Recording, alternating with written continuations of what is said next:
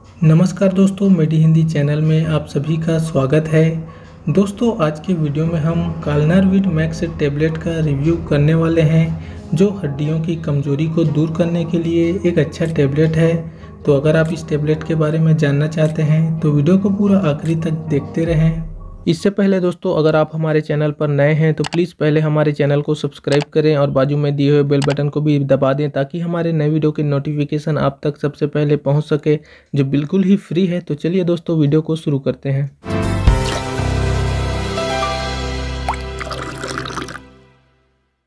दोस्तों, बढ़ते उम्र के साथ हड्डियों में कमजोरी आना आम बात है।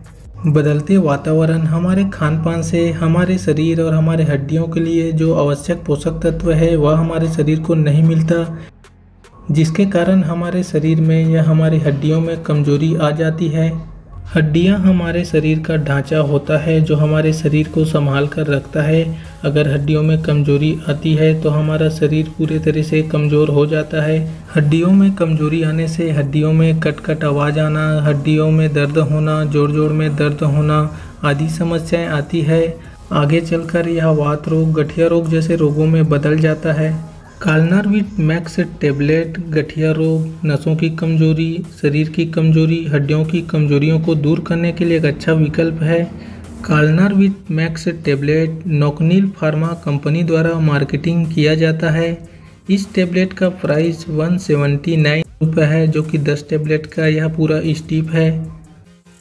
इस टैबलेट के इंग्रेडिएंट्स की बात करें तो इसमें है कैल्शियम साइट्रेट मैलेट 500 mg, साथ में इसमें है मैग्नीशियम ऑक्सीड 50 mg, जिंक है इसमें 7.5 mg, मेथाइकोबालामीन है 1500 mcg, एल मेथाइल फोलेट है 800 mcg, विटामिन K27 है 90 mcg, कैल्सीट्रॉल है 0.25 mcg, जो हमारे हड्डियों की कमजोरी और नसों की कमजोरी को दूर करने के लिए काफ़ी अच्छा इंग्रेडिएंट्स है। इस टैबलेट के इस्तेमाल से नसों की कमजोरी जैसे नसों में झिनझिनाहट होना, नसों का अकड़ना, नसों का जकड़ना, हड्डियों की कमजोरी जैसे हड्डियों में कट आवाज़ आना, हड्डियों में दर्द होना, जोड़ जोड़ में दर्द होना आदि समस्याएं दूर होती है। अब इसके सेवन विधि जान लेते हैं। तो इसे डेली रोज़ एक बार रात में या दोपहर में सोते समय खाना खाने के बाद लेना है। अगर इसके साइड इफ़ेक्ट की बात करें तो इसके कुछ नॉर्मली साइड इफ़ेक्ट हो सकते हैं, जैसे कि इसे लेने से इचिंग होना, रेशेस आना, वोमिटिंग होना आदि समस्याएं हो सकती है। ऐसा होने पर आप इसे तुरंत बंद कर दें और अपने डॉक्टर का परामर्श ले लें। किसी भी दवाई के उपयोग से पहले डॉक्टर का परामर्श आवश्यक है, इसलिए कोई भी दवाई इस्तेमाल करने से पहले डॉक्टर का परामर्श ज़रूर ले लें। तो उम्मीद करता हूं दोस्तों, आपको यह जानकारी अच्छी लगी होगी। तो प्लीज़ वीडियो को लाइक करें, अपने दोस्तों में शेयर करें और कोई सवाल हो तो हमें कमेंट करें। मिलते हैं दोस्तों अपने अगले वीडियो में।